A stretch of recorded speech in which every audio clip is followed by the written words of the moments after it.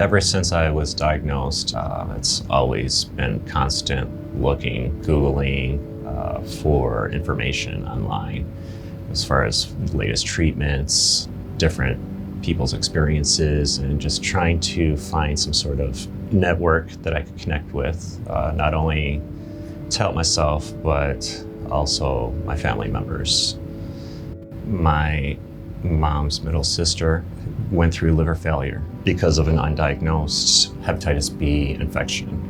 And it was very difficult. The doctors were prepping us to lose her. They had suggested the possibility of living donors and asked us all to get tested, not just for the possibility of blood transfusions, but a possible match for her to get a transplant. And when they did the blood work, that's when we all found out that we also had hepatitis B.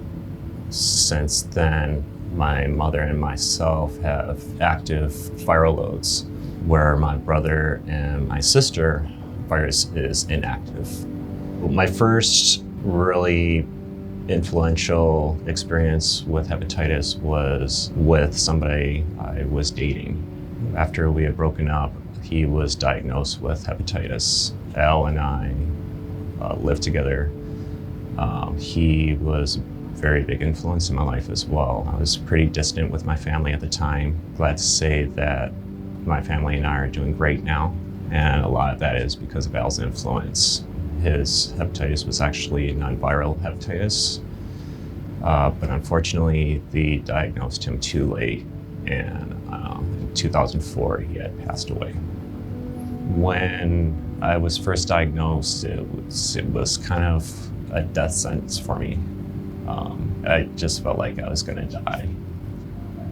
Just from my experiences with losing Al, as well as what my aunt was going through, I didn't really see a future, and there was no way to escape.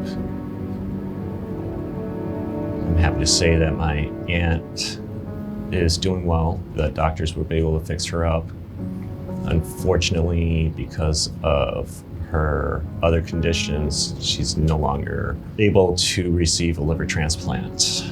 Her body's too weak for that. My mother, on the other hand, happy to say last week, after 6 years of waiting, finally received a new liver.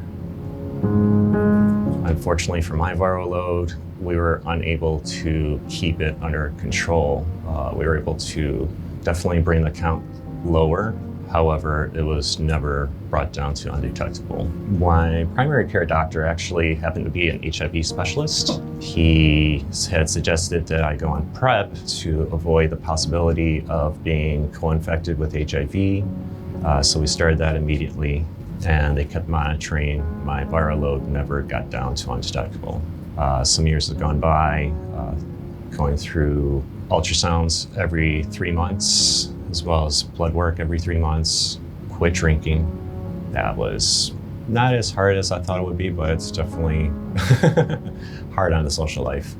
It's really interesting to have a bar manager who is a non-drinker, but you know, it's definitely job security. My doctor here recently put me on dual treatment in addition to the PrEP medication. I'm actually taking entecavir as well. The amazing thing was that my viral load from the pre-entecavir went from about 187 million copies to 20 copies in about 2 weeks. So it's a very promising future for me, definitely.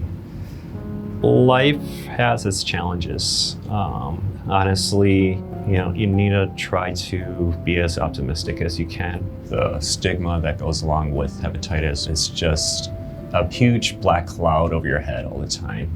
You're not sure who you can tell. That's kind of what's brought on all the Google searches all the time, is trying to find others like me to find out their stories.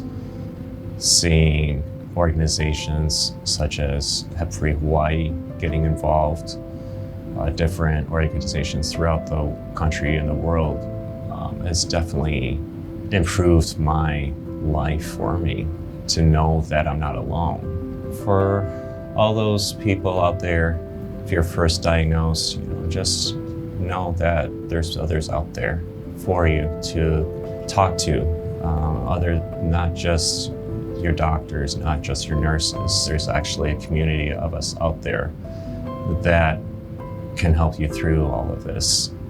It's not the death sentence that it used to be.